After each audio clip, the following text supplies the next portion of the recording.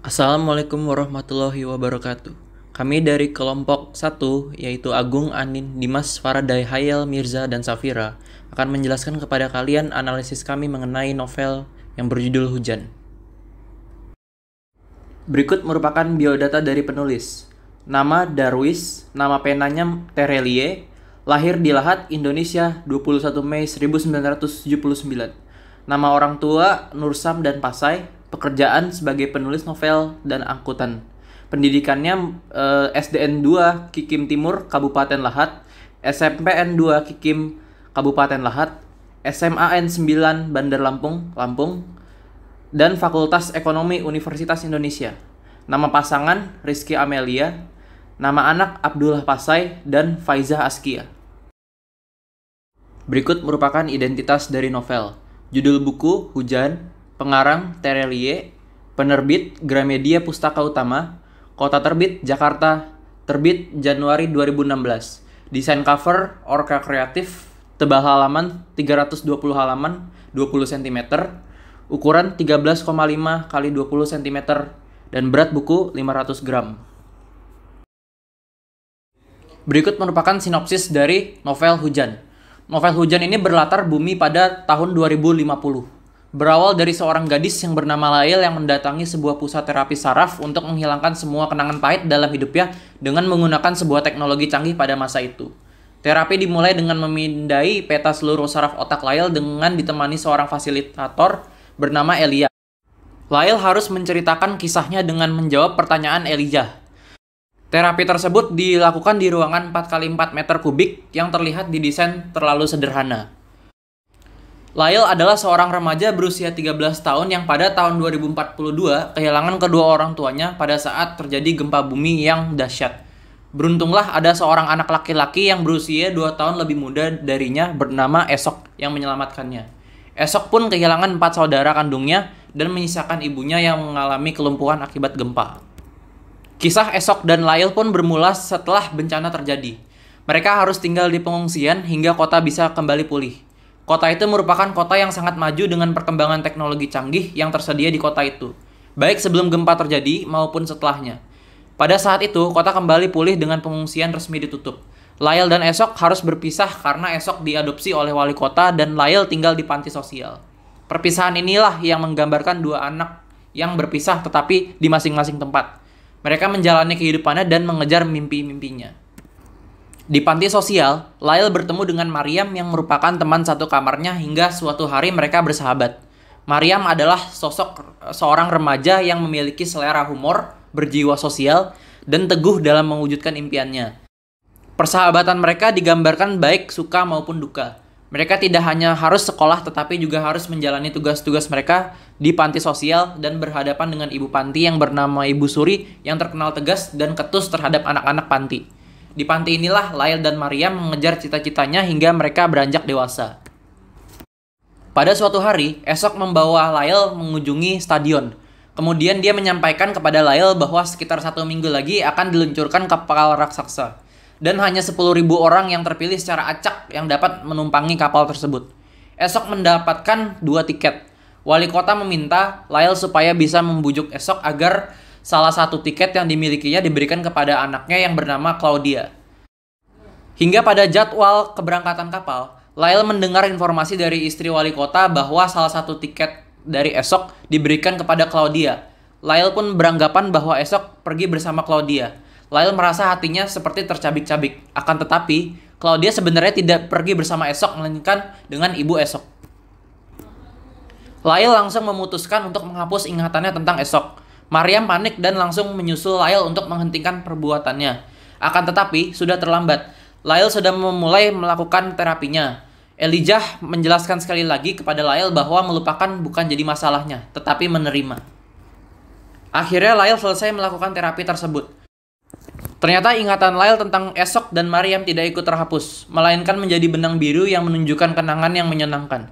Semua kenangannya dipeluk erat-erat oleh Lail ketika terapi terakhir dilakukan. 1 bulan kemudian, Esok dan Lail menikah di tengah teriknya matahari. Esok berjanji kepada Lail kalau dia tidak akan meninggalkan Lail lagi. Berikut merupakan unsur intrinsik dari novel tersebut. Yang pertama adalah tema. Temanya merupakan perpisahan, persahabatan, cinta, melupakan, dan hujan. Yang kedua adalah alur. Alurnya adalah maju mundur, karena dimulai dengan Lyle yang ingin melupakan memori tentang seseorang. Lalu kembali saat Lyle berusia 13 tahun.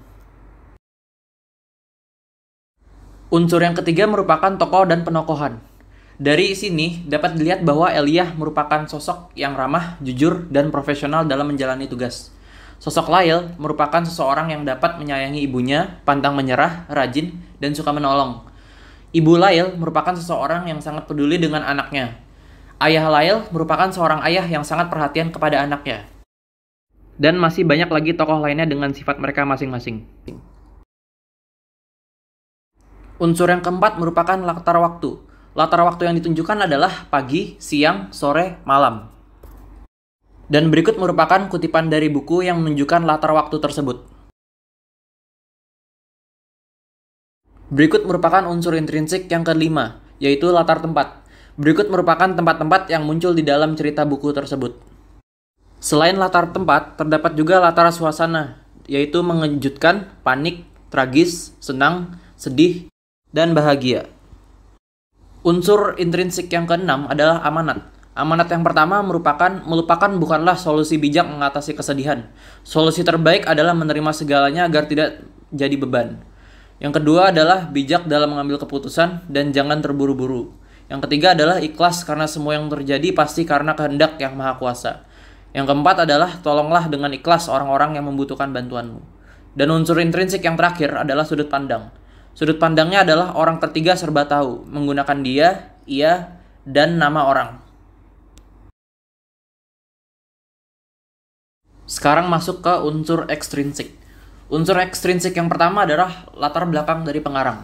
Terelie adalah salah satu novelis terkenal dan berbakat di Indonesia. Ia lahir di Bandung pada tanggal 21 Mei 1979. Nama asli Terelie adalah Darwis. Terelie merupakan nama pena dari seorang novelis yang diambil dari bahasa India dengan arti untukmu. Ia berasal dari keluarga petani dan merupakan anak ke-6 dari 7 bersaudara.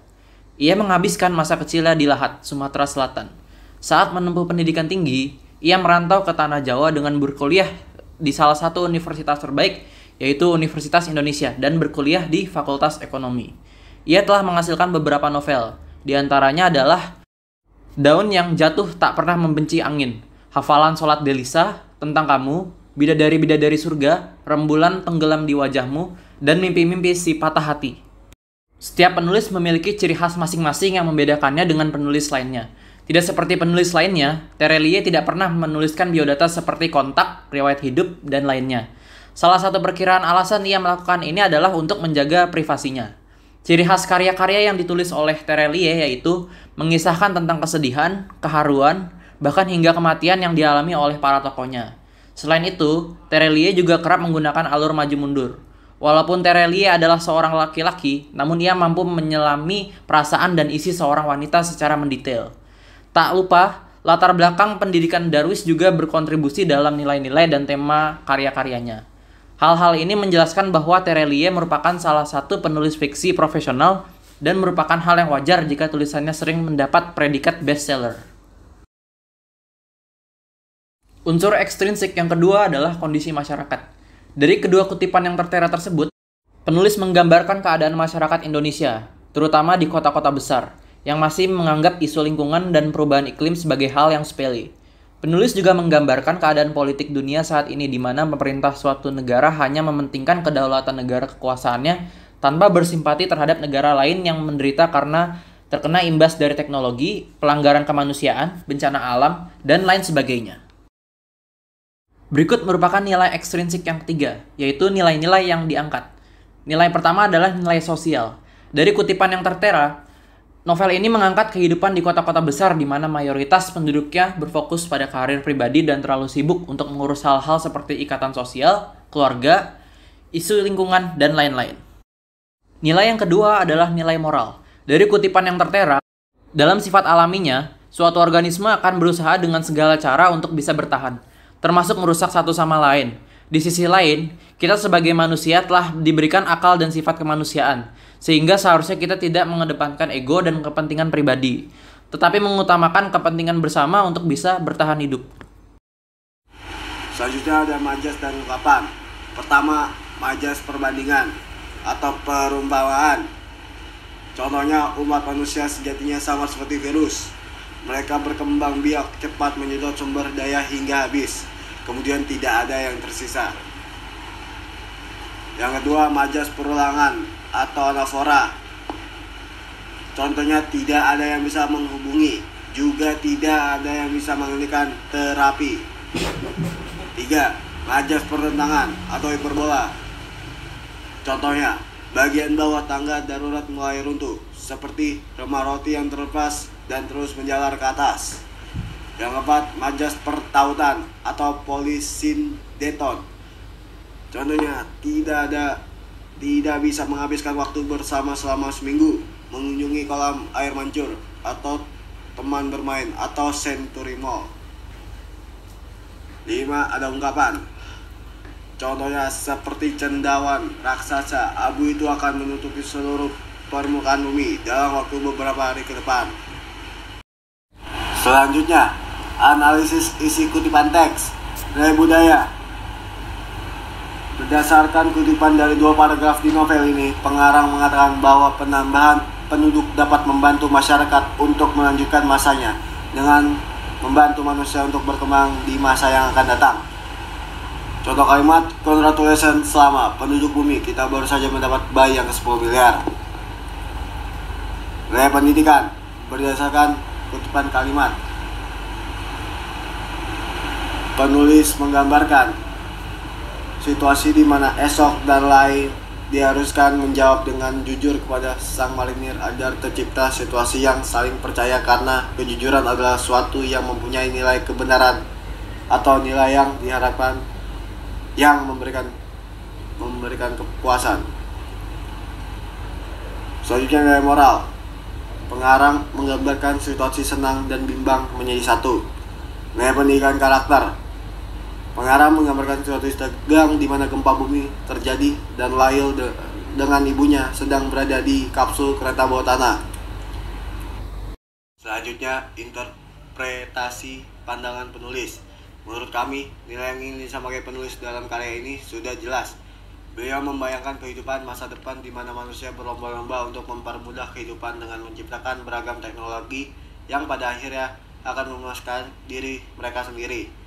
Kami setuju dengan pandangan penulis yang digambarkan melalui aksi yang diambil para pemimpin dunia, yaitu merusak atmosfer dengan mengirim roket ulang-alik ketika negara mereka mengalami krisis. Dari sinilah kita dapat memahami pandangan sang penulis. Sekian dari kelompok kami. Bila ada kurang, mohon maaf. Wassalamualaikum warahmatullahi wabarakatuh.